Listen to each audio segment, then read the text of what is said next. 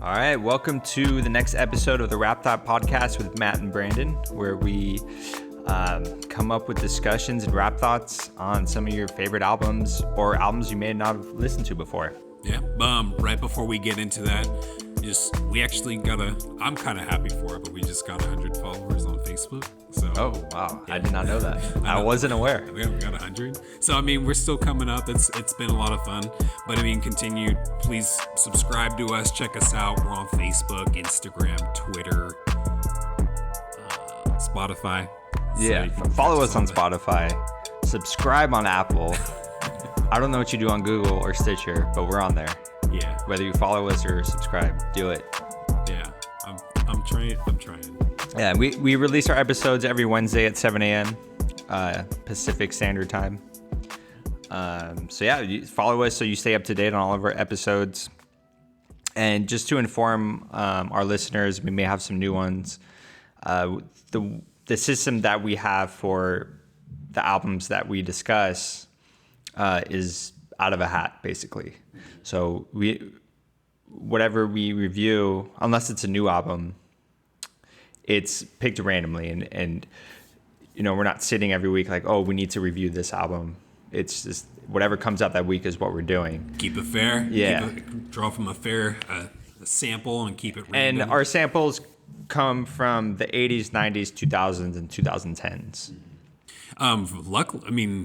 By the luck of the draw, the last couple weeks, even though you guys won't know what we have because we pre-record, we've gotten some 80s the last 2 weeks. Yep. So, which is cool. I'm excited. Cool. And we're gonna mix in some new albums in there. Yeah. Especially when there's a release that both Brandon and I are really excited about, or we think would make for a good discussions, we'll do that album. And we want to start doing more of the newer artists.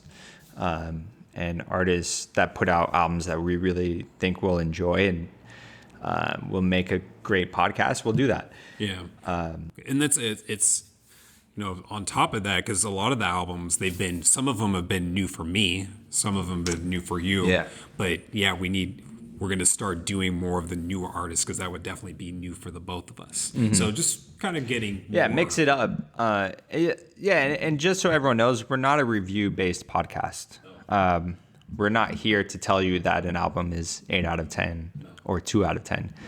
We're here to just have discussions and give our thoughts on the album, what we took from it, what we think the artist was trying to portray with their music and with their content. With that said, let's get into this week's episode. This week, we are doing Straight Outta Compton by N.W.A.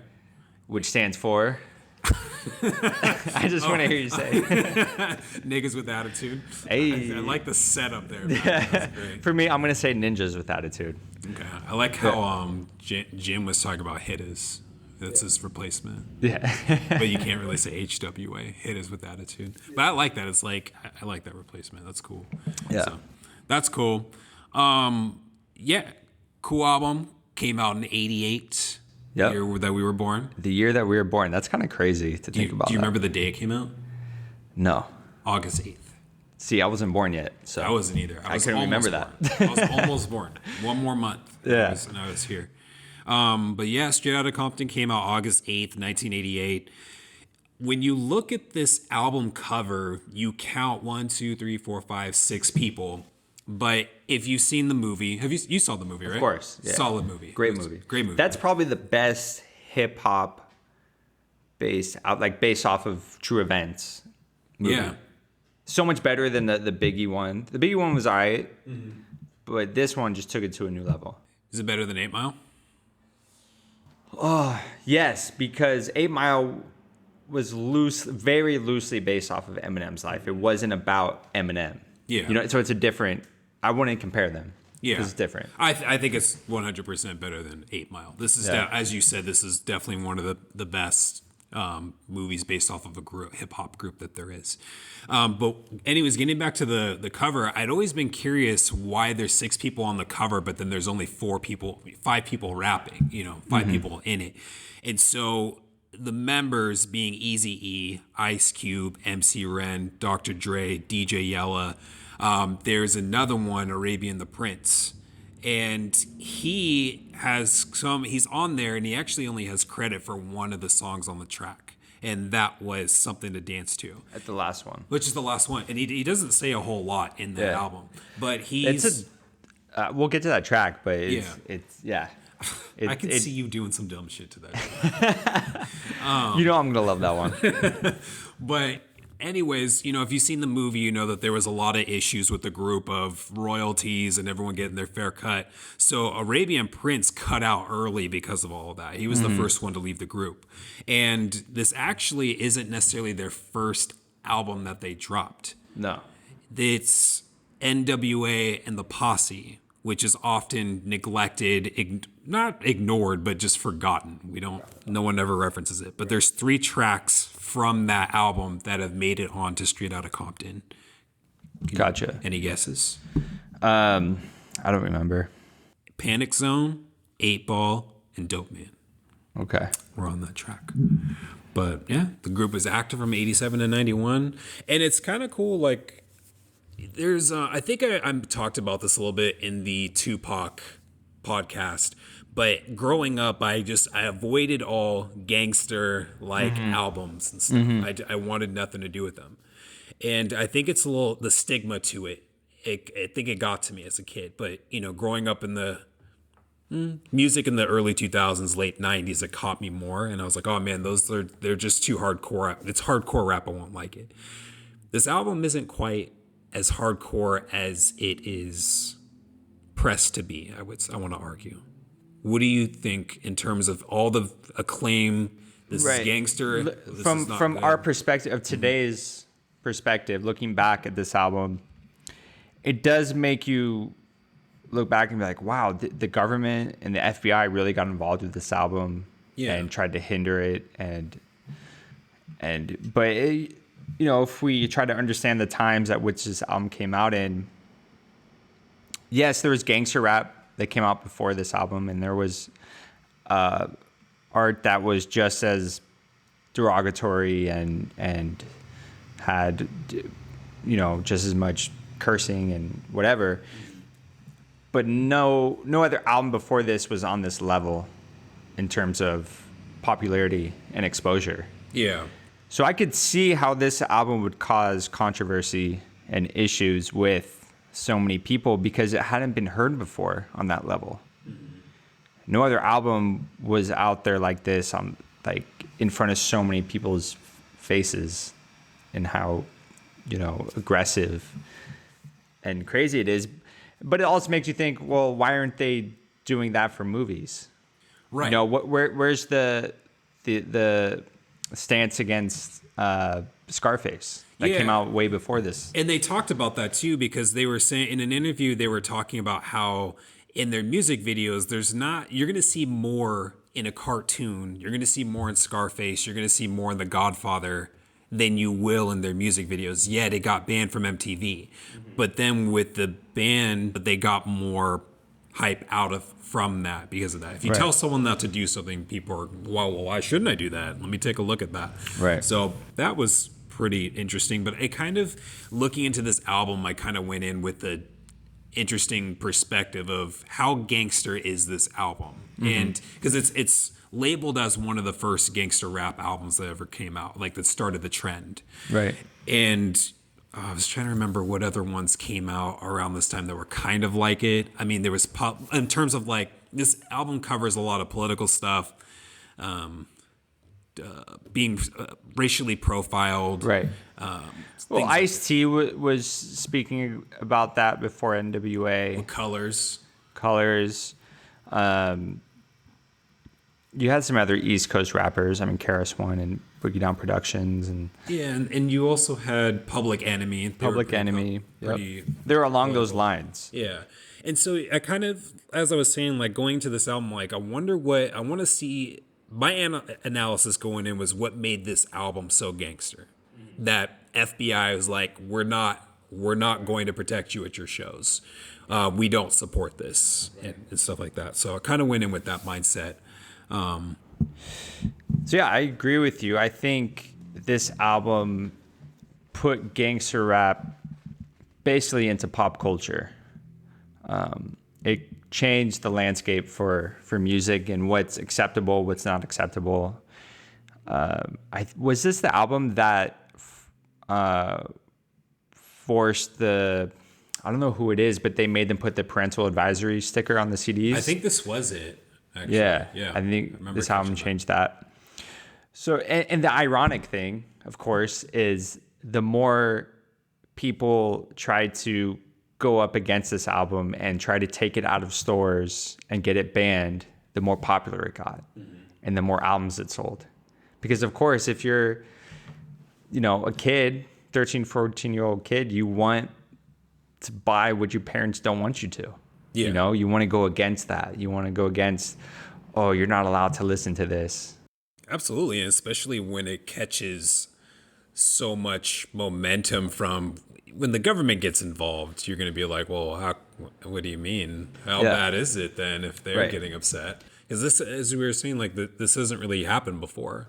All the other albums that were coming out before then, Ice-T caught a little bit of attention, Public Enemy caught some attention, but they weren't, it wasn't that big of a deal. Yeah, they didn't reach the level that N.W.A. did, for sure. And I think a lot of that had to do with how charismatic and how influential, especially Ice Cube and Eazy-E were. I mean, they're big characters, especially whenever they had the camera on them, when they did their interviews with MTV and when they did their music videos. They really stuck out, and a lot of people gravitated towards them, more so than anyone else in N.W.A. Yeah. So, shall we begin? Yeah, let's get into the track list. Let's dive right in. Yeah. So the album title, Straight Outta Compton, starts you off and everything, and that's just they're putting their city on the map and everything. Yeah.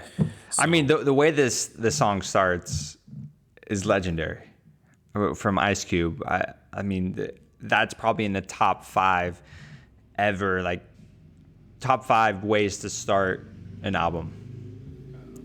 Just the verses coming in, straight out of Compton, crazy motherfucker named Ice Cube from the gang called N-Word with Attitude. But you were saying Ninja.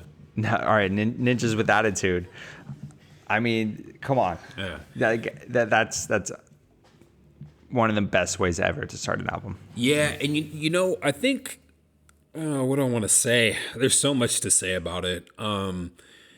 I like the energy that comes in when he does this. I guess I'm trying to channel my 10-year-old self of, Brandon, what do you think? 10-year-old Brandon, what do you think of gangster rap? And I just think of like these, not dissonant, but these low kind of beats and just slanging all this stuff. And it's funny because I think about, what artist actually does it? I'm like, none. I don't think any, but maybe some underground, maybe some not so well-known artists, but I like the way that they use their beats it's all upbeat. It's all super funky from the samples that Dr. Dre uses. Yeah. Super dope samples. It's like, man, this is gangster as shit, but like, I don't feel that way. Like, I don't know. It's cool. And of course, I mean, most people that listen to this album and that have listened to it over time aren't gangsters. They're not from that lifestyle, but they still find this album entertaining, much like you would from a film like a Godfather or a Scarface. I look at this and that as the same thing, even though N.W.A. is a little bit different because they're speaking more about their own experiences. Right. So it's a little bit more personal, and they're speaking about what they see, and they're speaking up about certain things. But a lot of this album is entertainment. Of course, there is some social commentary and political viewpoints woven in there, but for the most part, it's there for entertainment. Why is this bad compared to a movie? I think I think as a society we put them in different boxes in our heads. We put I think we take music a little bit more personal than we do movies. I'm wondering if to build on to what you're saying is if we look at, I'm saying this because I just watched Indiana Jones, but if we look at Harrison Ford, he's shooting guns at Wookiees and shit, and it's like, okay, well, we know he's acting and that's fake. We can watch an interview of Harrison Ford and know that he's not like that. this movie's all made up. But then we look at an album, and these people, we don't know if they're acting or not. So I'm playing devil's advocate. So if you're looking at an album, it's like, well, we don't know if this is what they see and what they do, then how real is this? Are they taking it out of context? Are they blowing it up? Is it too much? But either way, because we don't know, people are going to may take this verbatim, and we have to stop this. So I'm wondering if that's why we I think so. I think I think the artists themselves, it's partly their fault for selling that image. They wanted to sell the idea that they do come from this life and everything they're rapping about is true, which looking back on now, we all know that's not the case. 90%. There's elements to it. There's elements, of course, but they don't live out everything they say in their lyrics. But they sell this on the idea that they do. So with that said, if the expectation with movies is like, hey kids, don't take this as it is. This is not real. Why can't we instruct people to carry that same mindset with albums? It's a great question. Like I said, I think a lot of it comes from the artists themselves. They want us to believe that that's their life. You could also do this with not just only gangster rap. You can do it with love songs. How many of the love songs that have been on the radio in the past 50 years have all been true or based off of real experiences? Those could have been love songs that they just wrote and they just came up with it. It doesn't mean that they actually lived through what happened in that song. So, I think it goes across the board, and I think we just have a deeper connection with music just as humans than we do watching something. I don't know, man. LL Cool J's convinced me that women love when you lick your lips at them and wink. They love it. So that's they love to be invited in for some milk and donuts. Yeah, I mean, I'm bored. I'm all sorts of bored with the donuts and milk, man. That's dope. I don't know. It's a great question. I think it's something really interesting to think about. How we compare different mediums. How do we compare artwork compared to movies, compared to music, compared to literature? I think they're all in different boxes in our head, and I think that's just the way society's been set up. It's really interesting to think about. Yeah. But I mean, anyways, like the song is just putting them on the map. They're just out there. They're coming out full force, no reservations. They're in your face. It's violent. It's unforgiving. And they bring that energy like you pointed out earlier. Yeah, whether you a bitch, a cop, or a punk, you can catch these hands, you can catch these bullets. Yeah. It wasn't lyrics, but I mean, that's kind of what I got out of that. Yeah. Wait, there's a lot of gun talk in this. Yeah. Lots of gun talk. There's a lot of gun talk. I don't know. It's kind of, I don't know. A lot of gun talk, but then, anyways, I don't need to go. And so from Straight Outta Compton, they go into Fuck the Police. If you don't know N.W.A., you know this song. If you know of the controversy with this group, you know of this song. Whether if you've heard it or not, this is what the biggest problem, quote unquote, is. But yeah, I like how a lot of this album I like albums that incorporate humor, and there's a lot of it throughout this. Oh, yeah, especially Eazy-E. He's hilarious. Yeah, I love Eazy-E. Yeah, when we get to 8 Ball, we're gonna be. Yeah, it's a good song. I could see back then when you first hear this, if you're a parent and you're like, "What the fuck is this? I can't let my kids listen to this. This is outrageous." But if you have a different mindset and you're like, "Oh, this guy is almost like a comedian," or he's an entertainer, you're not going to take everything he says so literally. And that's the whole conversation we just had. Yeah. Like, how do you not take music so literally to where like, oh, I'm a gangster? Yeah. Well, I think the main concern was parents were like, oh, my kid's going to listen to this album and then shoot up a school or something. It's like, no, that's not the case. At least not for another 20 years. Right. Yeah. But even still, I wouldn't blame music for that. I don't. Man, that's a whole other camp. Right. Yeah. I mean, I personally don't think it's music either. But, I don't even know if you could. All right. Anyways, That'll be on our other podcast that we're going to start. Save it for then. But yeah, I mean, one of the lyrics in this song that stuck was, talking about the LAPD, because the song starts off with putting LAPD on trial, basically, and how they have the authority to kill a minority. Yeah. And this is just another one of those, as we talked about Tupac, where you're discussing an issue that's still relevant years later, and it's kind of bittersweet. Last week there was a video of that 14-year-old that was getting blasted by that cop in California. And, it just for smoking weed. And it's the punishment, I don't know if is worth for the crime that was there. Right. The crime was worth the punishment anyways. But, but there's a lot of elements in here. They talk about being racially profiled, being spotted for selling narcotics, which, in other songs they kind of talk about that they do. But right. But I mean, I guess at the end of the day, like, hey, whether if I'm selling drugs or not, I don't need to be profiled for it. So I guess there's a little bit of contradictions. I think there's a lot of teen angst, even if they're in their early 20s. There's a lot of that anger throughout this album. Yeah. So even if they are selling drugs, they're not going to be like, "Whoa, we sell drugs, but you still shouldn't." It's like, "Hey, don't fuck with us.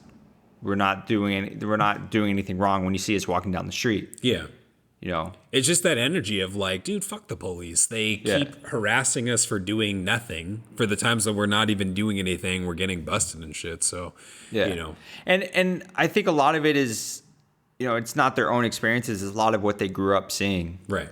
It's what was in their environment. So I think they said this themselves, or someone else said, they're basically street journalists. Mm-hmm. They're just speaking on what is around them. And one of the things they see a lot of, apparently, is abuse from the police. Right. Having that authority over them and taking advantage of it or abusing it and making them feel lesser than, and not like what says on the side of a cop car in LA is to protect and serve. It's like, well, are you serving us or are you abusing they're serving us? something. Right. According to these tracks, of course. But yeah, and then, they also talk about black cops and how black cops showing up for the white cops. Mm-hmm. KRS-One mentioned that in his album when we covered that as well, too. You have his argument was, like, they don't pay you anything and you're doing this, going against your own people and stuff when, the spotlight's on us. So, yeah, but in the end of the song, they find the LAPD guilty, and I like the little scream that they do. Yeah. Yeah, one of my favorite lines from this song, I've loved it since, I was a kid and I first heard this, was "Fucking with me because I'm a teenager with a little bit of gold and a pager." They're feeling like, hey, you're just messing with me because I'm not that poor black kid. Like, I'm actually, I have money. I'm doing things. I'm presenting myself better. But you're still messing with me, even though I have all these things. So, they're feeling a little bit of like angst against that. Yeah. And this is kind of leading up to the crack epidemic that took place in the 80s. Well, yeah, right. This is probably at the end of that, but... Yeah, because it's kind of ended, quote unquote, ended in the 90s or so. But, I can see that all makes sense because crack got really popular during then. And I've brought this up a few times, but if you can watch a documentary on hip hop, Planet Rock is a really cool one. But they basically talk about that, where like crack funded the hip hop game. So when you see these kids that are rapping or whatever, and they have some chains on them, but Eazy-E says in a song later on, like, I'm unemployed, but I have a bunch of money. Right. So, that's where the profiling is going to come from. Right. Most likely so. Yeah, if you're a young black guy in Compton and you're rolling around with, a nice car and chains, the cops are probably going to assume that you're doing something illegal. Yeah, God forbid. Right. God forbid. So, but yeah, overall it's a cool track. I like the beat to it. I like the beat to the first one, but they're just all as I mentioned earlier, like you have these really funky tunes. Yeah. It meshes. It really carries. If this is gangster rap, I mean, it really carries it well because it's like fun to listen to. I think if you did instrumentals, it would still be a lot of like Oh, fun hell to yeah. listen to. So, Yeah, of course. I mean, this is what made Dr. Dre what he is, you know, like just finds the perfect sample for the album and for the song, and, you know, knows how to craft a song from that. yeah. It takes it to a whole different level because, of course, people were sampling before this, and the East Coast, you know, has been putting out great songs and great music. You know, the West Coast came completely different with their own sound. Yeah. You know, with that G-Funk sound. You're saying the West Coast came with G-Funk? Yeah. Okay. Yeah. I thought I heard that wrong for a second. I was like, wait. So, but yeah, it was cool. But, you know, with profiling, what are we profiling? We're profiling the gangsters. We're profiling gangsta. Another thing I like about this album is that it's not just, you know, like Slaughterhouse, where all four of them, each song all have a verse. I kind of like how it kicks it to the next person, lets them gives them the spotlight for a second. Right. They all rap. Sometimes all are on one. Sometimes a few are on one of them. And some of them have solo songs. Some of them have solo songs. Yeah. So I mean, Gangsta is kind of all Ice Cube, but then he has Eazy-E for one verse At the end, right? Yeah. So, but it was cool. But I mean, this is where it gets gangster because they're talking about gang shit, like shooting people, pulling up with shotguns and stuff like that. But it's funky though. Right. It's oh, yeah. funky. Super funky. So, I mean, I feel like if I were to be this, okay, I have to go back to our conversation again because I feel like if I'm serious about killing someone, would you do it to this beat? Would this be the soundtrack to that? Yeah. Probably not. This is a little too, you know, a little too uppity. Yeah. For that. It's too uppity for that. So, I mean, that kind of poses the question of, you know, do their beats water down the content that they're the content? No, I think it makes it more palatable. It makes it more digestible for the younger demographic, for people that just want to listen to music. Like I said before, this is entertainment. Mm-hmm. So if you're missing the musical part of that, this album wouldn't be where it went. Mm-hmm. You know, it wouldn't have taken off like it did if the music wasn't there. Right. I don't think with just the lyrics and the music videos that this would have taken off. I think the production had to be there as well because people got to groove to it. People got to dance to it. You got to play it in clubs, especially back then, you know.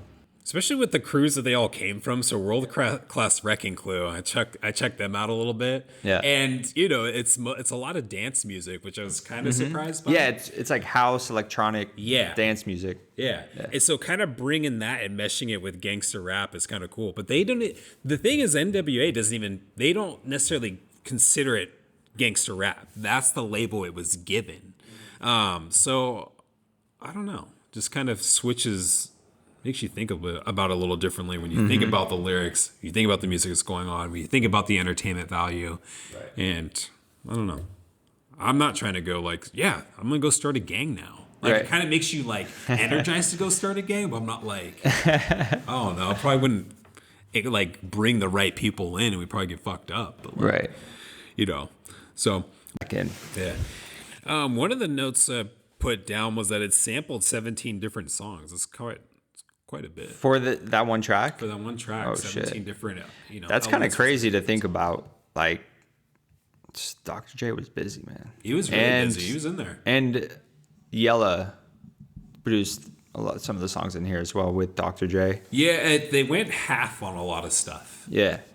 So, yeah. It probably just means they're in the studio together and they're both bringing samples in and working on the drums and all that stuff. Yeah.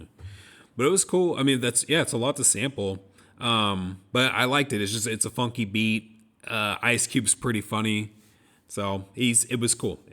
And yeah, and I also liked Eazy's. Yeah, I wrote that too. Like, Ice Cube is an incredible storyteller. And we find that more later in his career as well. But he's the way, of course, and he went on to write movies, and he's such a great writer. He knows how to tell a story. Yo, I forgot to say this in the beginning. So Ice Cube left briefly while they were during this album or sometime afterwards, but he left to go back to school and he obtained his degree. Do you know what degree he got? Writing degree? No. He briefly left, went to college, obtaining a diploma in architectural drafting and design. That's pretty wild to think about. It's weird. It's kind of, it's not, I don't mean it like that. It was just kind of random. I was like, that's really It's random based on what he does later in his career and what he does with his life, but also with the lyrics that he writes about. Right. And he also writes a lot of NWA's lyrics. He writes for the other members. Wrote for like the whole group. Yeah. So when you think about that, it's also amazing because he wasn't one dimensional.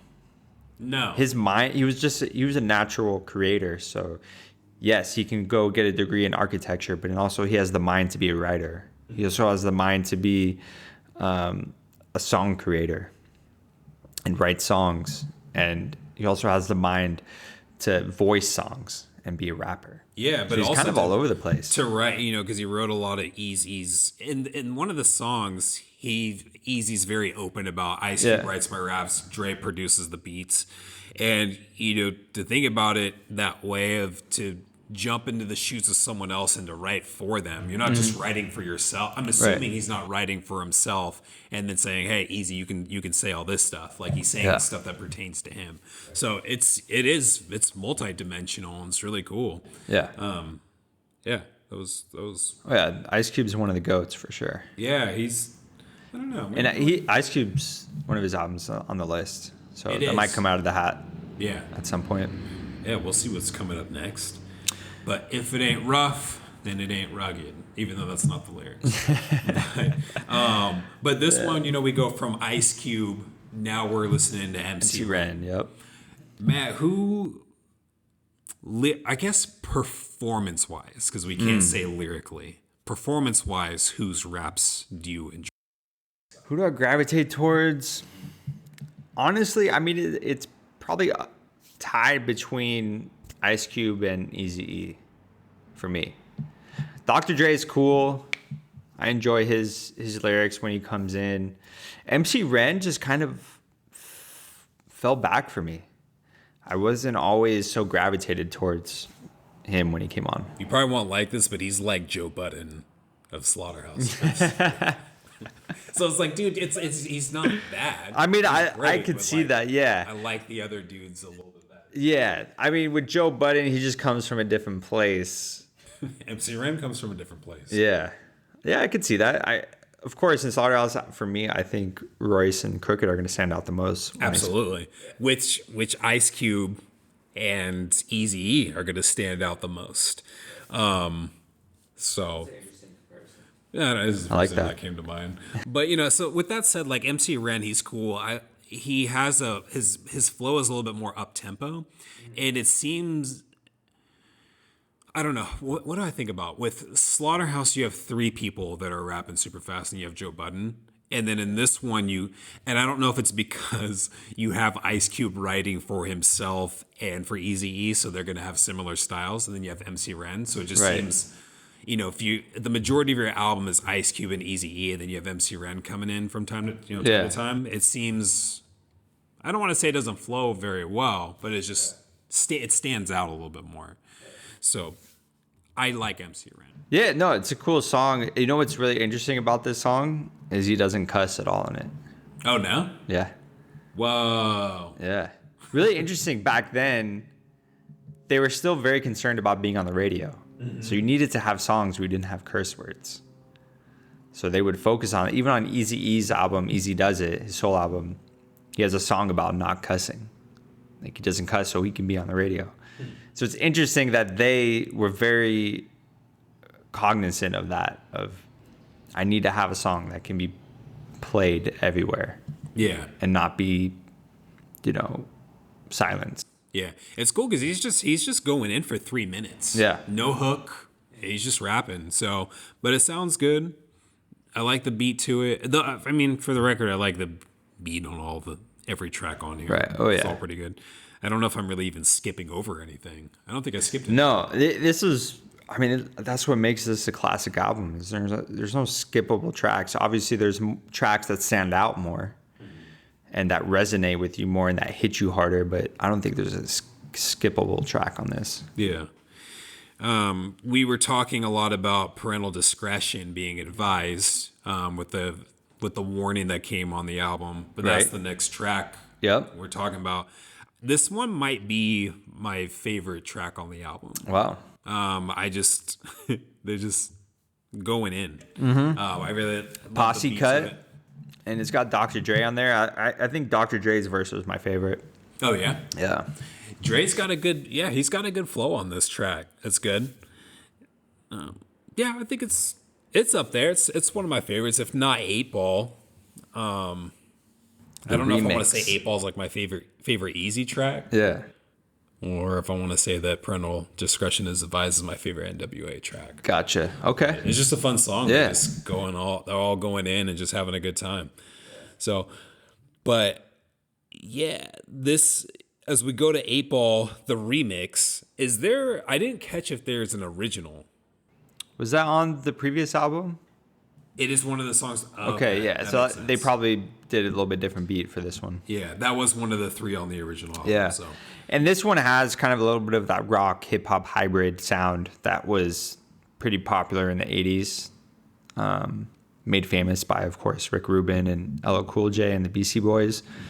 So there's a little bit of that element in this song. Yeah. But it still go over as well. I think Eazy-E sounds great on it. Yeah, Eazy-E is... For me, he's in that same vein of like an ODB, where they're just so outlandish and they're so in your face and their voice is so prominent. He's just like a special character in hip hop. Like Eazy is always going to be a standout. Yeah, he's solid. I was always kind of curious what he would sound like if he wrote his own lyrics, though. I wonder how he would be, or if he edits them or anything. Yeah. He was never, I mean, based off the movie, and stuff like that, it didn't seem like he was very musically inclined. He just kind of did it because everyone else agreed that he had a great voice, Right. And he had the energy for it. Yeah. He wasn't necessarily a rapper's rapper, He's not sitting in there writing bars. No. Yeah.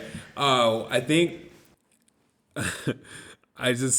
my favorite lyrics in here are like, 3 bitches already said, Eric, your breath smells. 40 ounce in the hand, that's what I got. Your man Easy hurling in the parking lot. Stepped on your foot cold, dissed your hoe. Asked her to dance and she said, hell no. Called her a bitch because that's the rule. It always just makes me laugh. It's like, yeah, man, we have to... I don't know, I just like imagine some like squares just like, well, the rule is if she calls you, she doesn't dance with you, we have to call her a bitch. Yeah. And so it just kind of like, okay, that's cool. I'll write that down. But 8 Ball remix, we're also playing pool in this track. Mm-hmm. No, we're not playing pool.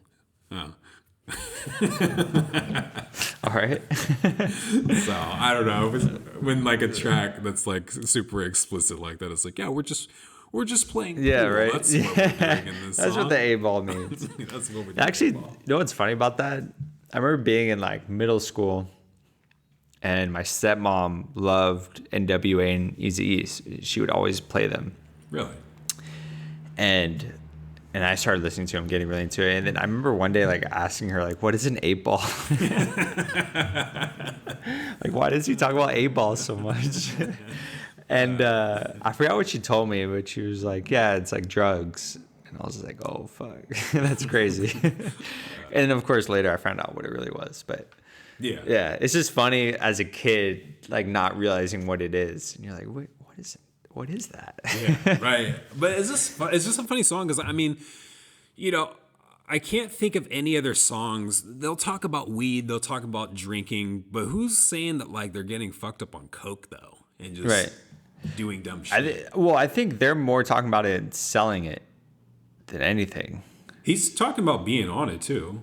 Yeah. And like I think in the second or the third verse, not like I pulled out the line, whatever, nothing like that. But it's still, I don't know, it's just not really that explicit. But it's a fun song. This is another one too where it's like that gangster, some gangster drug shit, but it's like super catchy though. So, but yeah, I liked 8 Ball. I think I will say that's my favorite Easy track. Okay. But I should probably listen to more of. Yeah, he's got some great songs on his solo albums, which came out not too long after. Yeah, they N.W.A went hard after this. Like they just kept going. And then that leads into something like that. So these next ones, I kind of was keeping note of how gangster these things are. Yeah. Something like that's not that gangster. No, that's Ren and Dr. Dre going back and forth. But we don't even look at them as the gangster ones. Like the gangster ones are more of Ice Cube and Eazy-E in their lyrics. Yeah. I guess with them not being that much involved with the track, I guess it comes off. Right. But I mean, I guess because even though it's like one bad apple spoils the bunch, right? So like if you look at Straight Outta Compton, it's like, oh, the whole album, or no, fuck the police, whole album's bad, don't get it. Right. And these next 3 to 4 songs, they don't have anything to do with. They're just out there hip hopping. Like right. they're just spitting bars and having a good time behind the mic. Exactly. So that's like when I was saying in the beginning, kind of going in with that mindset. This is where I was starting to see the kind of ball roll, the 8 ball roll of like, did this get shit on pretty bad? Right. So, but yeah, something like that. Just having a good time. Express Yourself. I think that was one of the opening songs to the movie. Mm-hmm. Express Yourself might be my favorite song on the album. Yeah. I love this song. All Dr. Dre. All Dr. Dre. I think one of the things I loved about it was I kind of discovered it after I've heard, Fuck the Police and Straight Outta Compton. And then I heard Express Yourself, and I was like, well, it made me look at them a little bit different. Like they're smarter than what they led on with all the gangster stuff. Like they're in touch with themselves. They know who they are. And I think they're very aware of the music that they're making. And they're just being multi-dimensional. Like we're talking about with Ice Cube. They're exactly. This song added another dimension to them. Yeah. And I really like that. And it's a great song. I mean, it's a classic beat, classic sample. The lyrics are great. I think it's funny that Dr. Dre's talking about not smoking weed and how it's bad for you. Yeah, and then, not smoking I think he wasn't drinking either. Yeah, and then he goes and makes the Chronic. I think it's hilarious. I think it's amazing. Maybe it was for the time. Yeah. Apparently, I read this that Dr. Dre didn't start smoking weed until after he met Snoop Dogg. That's when he started. So. And if anyone's going to influence you to smoke weed, it's Snoop Dogg. Damn it. Calvin Broadus did it again.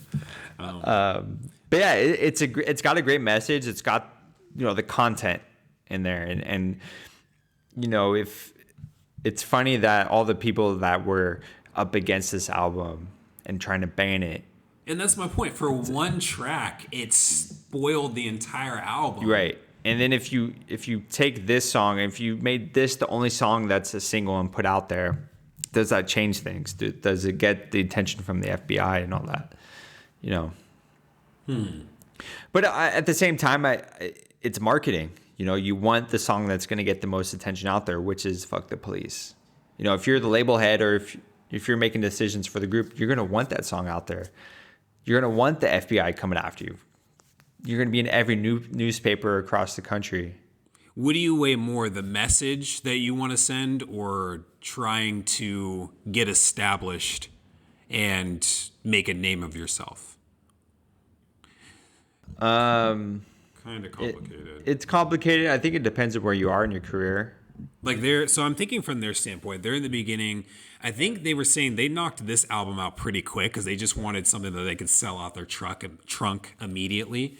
So, I mean, but as I think, like, you would want to put, for the times, you would want to put Fuck the Police because that's going to vibe with people.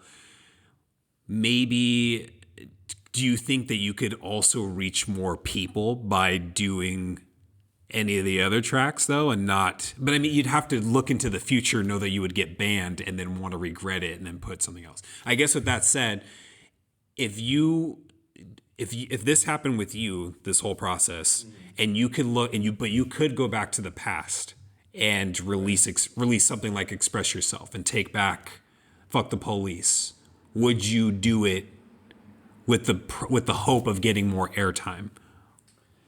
I don't think so. I think the way they did it was the right way. It worked out in the end. It worked out for them in the end. It set off all their careers. It just took them to a whole different level. For me, as long as they believed in what they were saying and they stuck to it, and they weren't putting out "Fuck the Police," not genuinely. I think they put it out genuinely. Mm-hmm. Like, this is a statement we want to get out there. I don't think they did it specifically for it to get attention. I think that's just what happened. Yeah, I hear it. But with all that, with Fuck the Police, definitely they got them on the map, and Compton was in the house after all of it. Yeah, that changed the musical landscape. Like, it changed everything. Yeah. But it's just kind of an interesting thing to think about of like, man, if I could do it differently, would I put this out? I don't know. But I mean, if you were to put a gem, one of those gems on an album is kind of hidden and it has a good message to it, would it still reach the amount of people without the publicity that it got from being out there? Right. But yeah, I say Compton's in the house because that was the next. I want to. That is the next song. It's Dr. Dre and MC Ren going back and forth. It's going back and forth, but who was it? Was it Danger Mouse and Gemini, where their whole album was just calling people whack and don't come at us. This is their one track on here. Yeah, I mean throughout the album they're saying like, this is don't fuck with us. This is what we'll do. But this one's explicitly calling out whack MCs, people that are trash. This is their hip hop track. Yeah, this is their diss track, which is cool. But at the same time, like I was saying, it's a series of 1, 2, 3. Maybe 4 songs that is not gangster. Like it was like the album was painted. So. And this song for me sounded a little more dated compared to the other songs. In the way that it sounded, the production, compared to Express Yourself, compared to Straight Outta Compton with the samples that are used, this one's just sounded older. Like it came out 3 years prior? Exactly, yeah. Okay. I actually put that note down for Dope Man. Okay. That it sounded like, because we just listening to LL Cool J. Right, I was like, it was in that same vein. It could have fit. It would have fit very well. Which, 88 and 85. 5, yeah. So 3 years difference. Oh, I even put that 3 years prior. So, but Compton's in the house. Not really too gangster, just calling people out, doing the hip hop thing that you've seen in previous albums and that you'll always see part of the culture. I'm the best there is. You don't hold a candle to me. All that stuff. I like how it changes direction though. Like, we address the people in general, but now and with this fame, all these people coming, we're attracting women. They're coming in. Right. I ain't the one. Yeah, I love this song. This is a classic song from Ice Cube. This is pure comedy to me. Like, this is hilarious. I love this song, and I love the story that he's telling, and he's being very specific and gives great details. And even though there might be some misogyny in there, and derogatory things towards women. But I think it's meant to be taken a little bit tongue in cheek or lighthearted. It's, he's having fun. He's having fun with it, and that's what in Express Yourself, they were talking about just like expressing themselves in whatever fashion and stuff. And so, when I look at people's albums as a pedestal as a soapbox to kind of just say whatever is on your mind. So, I mean, like we were saying earlier, I think this album does a really good job of like, even though it's painted gangster, it really like brings in funky beats. They're talking about women. They're talking about drugs. They get political. And this one is just, I mean, especially with like, I don't know, what genre does not put an emphasis on women in their music? So it may be covered in different ways, but like this is all the other tracks don't talk about women a lot. This is that song dedicated in their own way. Yeah. So, but when I was listening to this track, I kept thinking of I think it's a Ludacris song, and he says like, "These girls, they out to gank me." And I could never make out what he was saying, and I never knew what that term meant. Yeah. But then in learning, the song "Gank" is for getting your bank took. Gotcha. So the whole song is about women taking advantage of dudes, like, hey, you have a bunch of money, and I'm in it now. Which is out there. I mean, it's not like I'm sure they have experience with that. Yeah. And he's speaking up on it. But yeah, I love this song. It's a fun song to listen to. One of my favorite lines is, and after the date, I'm going to want to do the wild thing. You want lobster, huh? I'm thinking Burger King. Yeah. I am thinking Burger King. I don't even eat that. But and when I take you, you get frustrated. Yeah. Like, if you don't laugh at that, like, come on. Yeah, I mean, but that stuff happens all the time. Like these, and for them, it's probably a bunch of groupies, but it's these gold diggers that are coming out and, trying to milk them, as he says. Yeah. So, but I like it. But he says, I ain't the one to be played by, play the games that women want to play. You can't play me with those. Yeah. So, but I like it. It was cool. Dope Man. The next track. Dope Man. Is this a song Roy sampled for his song Dope Man? Yeah, I caught that right away. I was like, oh, shit. That. Yeah. But this is the one I was saying I got that feel from 3 years ago, hip hop. Yeah, it's got that little bit older style to it. Yeah. It's funny. This album has an interesting mix of sounds.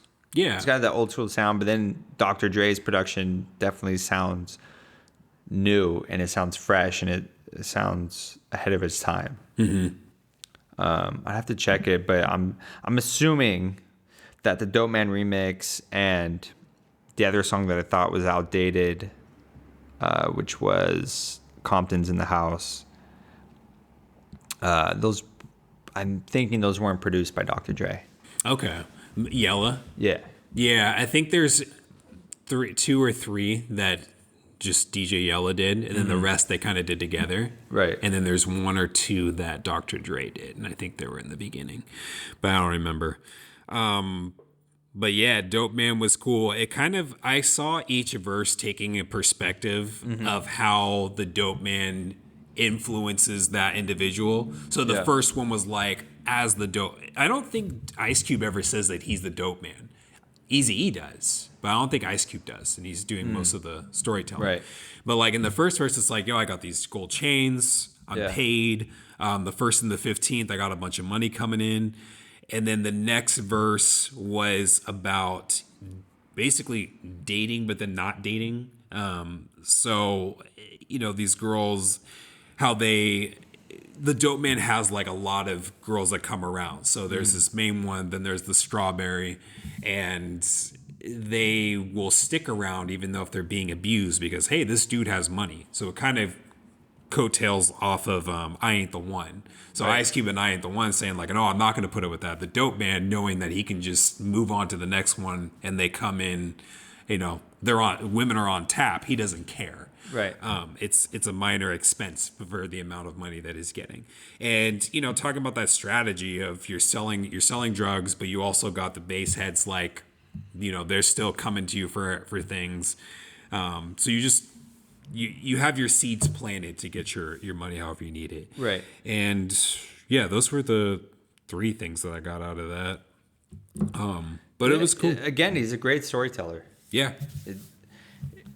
It's just, I think it's so crazy how he went from where he went to being this movie star and being a writer, writing a movie at such a young age, when he wrote Friday. Yeah. It's fascinating to me.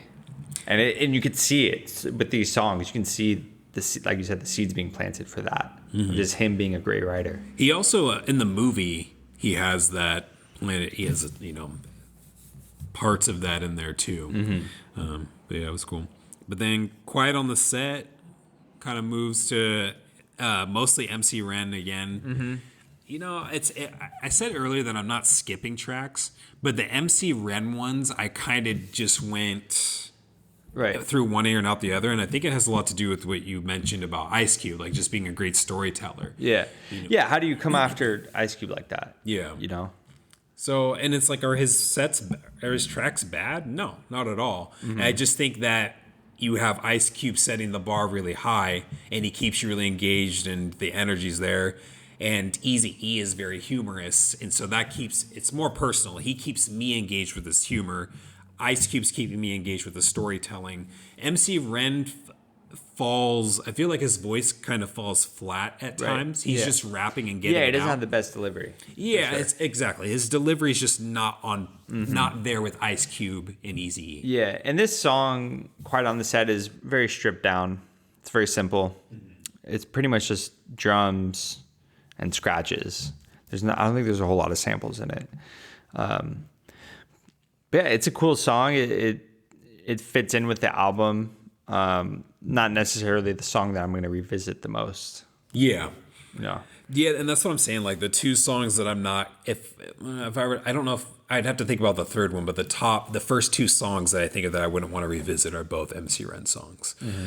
So, but yeah, and this is kind of different, but ending the album with a dance track. Right. Super interesting. Little bit of some lyrics, but the focus is on the beat. Yeah, and it actually caught me off guard because it's been a while since I've listened to this album in totality. I used to bump this a lot in high school. The whole album or the song? It was mostly songs. I'm bumping I Ain't the One, Express Yourself, Fuck the Police, Straight Outta Compton. I didn't necessarily always go through the whole album. And so revisiting it now and then getting to something to dance to, it caught me by surprise. And I was like, whoa, I don't remember this. Yeah. And it's so different, and it doesn't necessarily fit in with the rest of the album. It does not. And I was just thinking it doesn't fit with that gangster label either. It's far from it. Yeah. And from what I read about it, it was mainly a choice. I think they were originally making the whole album to sound like this song. And then they kind of switched paths a little bit. And Dr. Dre and Yellow took over the production a little bit more. And Arabian Prince, this was his bread and butter. This is the type of music he was making before that. And so this is what he came to the group with. He's like, all right, this is what we're going to do. And we're trying to make radio songs. We're trying to get into, we're trying to get into clubs and something like that. So we need to make songs like this. Which today is like, that would have been a horrible idea. We probably wouldn't even know about N.W.A. if they did that. Right. They would have been one of those groups that kind of disappeared. So yeah, it's super interesting that they even put this on there. They're probably like, oh, we want to get onto the radio, so let's throw this on there. Yeah. And, going back to that mix thing, like them having a lot of different things on here, I think it sets them up for, I don't know if I want to say success, but, hey, if they can almost kind of see what songs are vibing with people and what aren't, because this whole album, they do really well on each track. So if someone was just like, yeah, man, Something to Dance To is not it. Fuck the Police is not it. They still have 11 other tracks. We're like, okay, well, here's what did sound good. We can do a good job with these other things. Use this. And so I do really like that. It's great. It's cool. But so in Arabian Prince has a very short verse, but from that, would you have wanted to hear more of him in this album, or do you think it's fine without him? No, there wasn't much room for him.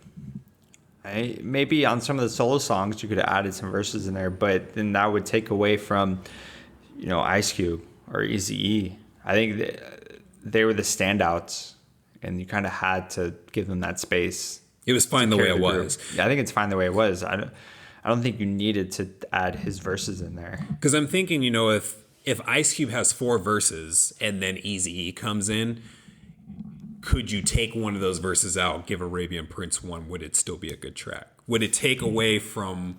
Would adding him in that track take away from how good it was. Could have been, yeah. It's possible. Yeah, I think it's possible. You know, in the time, in the moment, you don't know, but now we know Dr. Dre, Ice Cube, Eazy-E, like those are absolute superstars. Yeah. You know, thinking of taking them off of tracks or taking verses away from them wouldn't make sense today, looking back. Oh, right, for sure. Yeah. I agree with that.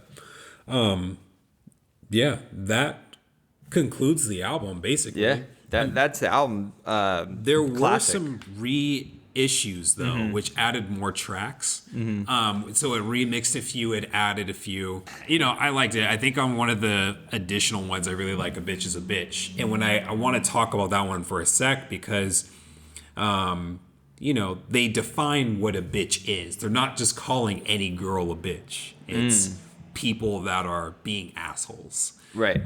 The girls... And male or females can be bitches. Oh yeah, they make that very clear too. Yeah. Like anyone can be called a bitch. So I kind of like that, and I don't know. I really maybe this will be the last time I say because I've mentioned it quite a bit, but I really feel like for those in the intro I mentioned how one of my, if I could have a goal, one of them would be to change people's mindsets on certain, or at least give you a different perspective on certain albums. Yeah. This would be one of the albums I would talk about because it really is stigmatized and painted in a negative light where when you do listen to it, it covers a lot of different areas, both in the content they talk about and just, you know, it's just not what you would expect. Yeah, it's musically. Yeah, musically all around. Yeah, objectively, you know, if you look past the lyrics and the explicitness, if you just look at the production, it completely, you know, changed the game, and it Dr. Dre paved a new lane for hip hop to exist in. This is one of the albums that changed the way that hip hop. It helped that transformation leading into the 90s. Right. And it's really good. But, you know, I would definitely say, you know, for those out there, if you haven't listened to N.W.A., don't go with what people are saying or what you think it's going to be. This is one of those you should absolutely listen to and give it your own thought. And with that, if you do carry that mindset, this will be one of those albums where you start to look at other ones and be like, man, like, is this one bad too then? Is this one bad? Yeah. It will change that mindset. So for you, because you mentioned at the beginning of the podcast that you weren't really into gangster rap and you kind of shied away from it. At what point did you actually listen to this album and give it a try? When did I listen to it? I think I started listening to it before the movie came out. So like when there was rumbling. So recently. Yeah, within the last couple years, but I think it may have been even before that. Like I remember, I think I listened to it one time or a couple times, but then when the movie was coming out, I was like, oh, I need to give this a try again. There was a period of time where I wanted to listen to things over again to see if I still felt the same way about it. And because I forget what artist there was, but there was someone who was like, oh man, this is not as bad as it used to be, as I thought it was. But that's when I started listening. Interesting. I remember listening to this album a lot in high school. I played this album a lot, and Eazy-E. No one around me was listening to N.W.A. But I mean, when you grow up in West County, you know, Sonoma County, I mean, it's funny, you know, I'm a white kid in high school listening to N.W.A. and I'm sure I was, you know, I'm definitely not the only white kid that was listening to it when they're young. LA has a little bit more culture than up here, though. Yeah, so that's why like sure. that happens. You know, it was fun to listen to. You know, it's not saying that I was trying to do anything or be part of anything that they were talking about in the lyrics, but to me, it was great music. It's fun. It's explicit. It's derogatory. You know, it's all those things that when you're young, you want to listen to it and you want to get into it. Not necessarily to go against my parents or anything like that, but I feel like we're gravitated towards those things. It's like we gravitate towards the things we shouldn't be. Yeah, exactly. It's the reason why we like to watch rated R movies when we're young. It's like, oh, I gotta watch that. And, it's the reason why we love movies. We keep saying it, like Scarface and other gangster movies. We enjoy those. So that's kind of how I looked at them when I was younger. And they were fun songs. I mean, I remember driving around with 4 of my friends in the car, and all the windows are down, and we're blasting N.W.A. and Eazy-E. Yeah. It brings back those memories. And those are solid. I mean, growing up out here, though, there was a time. So it's definitely during like the hyphy movement and everything. We're listening to all these upbeat songs and the crunk movement and stuff. But our high school actually banned hip hop music from dances for a year. Yeah, because girls were throwing their ass and grinding in our laps and stuff like that. So they stopped playing hip hop. That hasn't gone away. That's still the thing. No, but that's what I'm saying. Back in 2004. Oh, this is new. This is I mean, throughout the years, the decades, there's always been that one hip hop or whatever, that one genre that's gonna, no, you guys can't have Well, this. it's the same as rock and roll in the 50s. That's what I'm bringing up. Yeah. Like, it's just, hey, this isn't good. This is making our girls, our innocent girls, do stupid shit. Turn it off. So, I mean, but that's when, what they did was they stopped playing it at the dances and they were playing rock. And so the attendance started to drop. And we complained about it. And then the next year they brought it back, but they were just more, they started showing up to dance with flashlights and walking up on you if you're doing certain things. So they switched up. Nice. But I mean, that's the type of culture that I grew up. So N.W.A. is not going to fly. It's not going to happen around here. And like I said, my mom listened to jazz, so she didn't really listen to a lot of hip hop. That's interesting. That's really interesting.